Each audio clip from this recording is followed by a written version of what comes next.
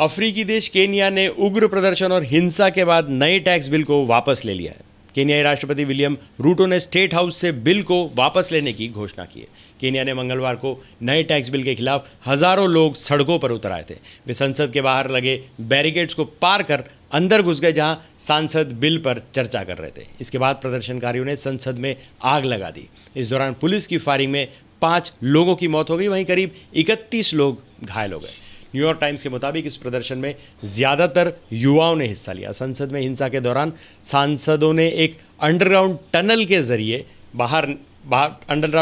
जरिए उन्हें बाहर निकाला गया। प्रदर्शनकारियों ने संसद के परिसर में तोड़फोड़ भी की।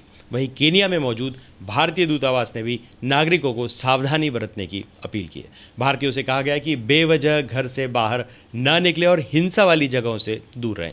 साथ ही लगातार दूतावास के संपर्क में भी रहें। केन्या की राजधानी नायरोबी में प्रदर्शनकारियों को काबू करने के लिए पुलिस ने आंसू गैस का इस्तेमाल किया। इन प्रदर्शनों में केन्या की सोशल एक्टिविस्ट और पूर्व अमेरिकी राष्ट्रपति बराक ओबामा की सौतेली बहन ओमा ओबामा भी शामिल थी। प्रदर्शन के दौरान लोगों ने नारे लगाते हुए कहा कि केन्या कभी आज़ाद नहीं हो पाया, यहाँ अभी भी उपनिवेशवाद जारी है। केन्या में कई हफ्तों से टैक्स बिल के खिलाफ प्रदर्शन हो रहा है। इस बिल के तहत राष्ट्रपति विलियम रूटो की सरकार देश में टैक्स बढ़ाने वाली है। इसके तहत देश में पढ़ाई से लेकर सभी ज़रूरी सेवाओं पर रेवेन्यू बढ़ाया जाएगा। इस बिल को मई में पेश किया गया था। संसद में मौजूद ज़्यादातर सांसद इस बिल के समर्थन में। उनका मानना है कि यह सरकारी कामों को पूरा करने के लिए ज़रूरी है।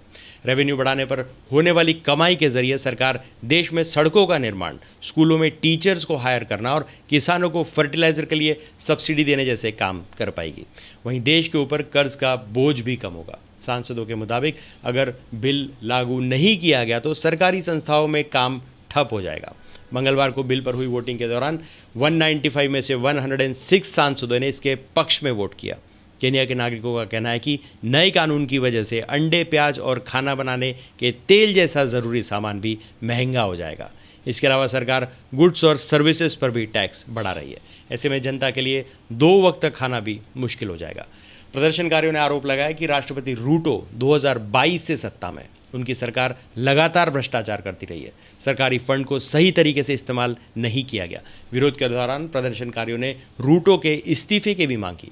प्रदर्शनकारियों ने आरोप लगाया कि अपने हक के लिए आवाज़ उठाने की वजह से उन्हें धमकी भरे फ़ोन कॉल्स भी आ रहे हैं। उन्हें प्रदर्शन न करने पर जान से मारने की धमकी दी जा रही है।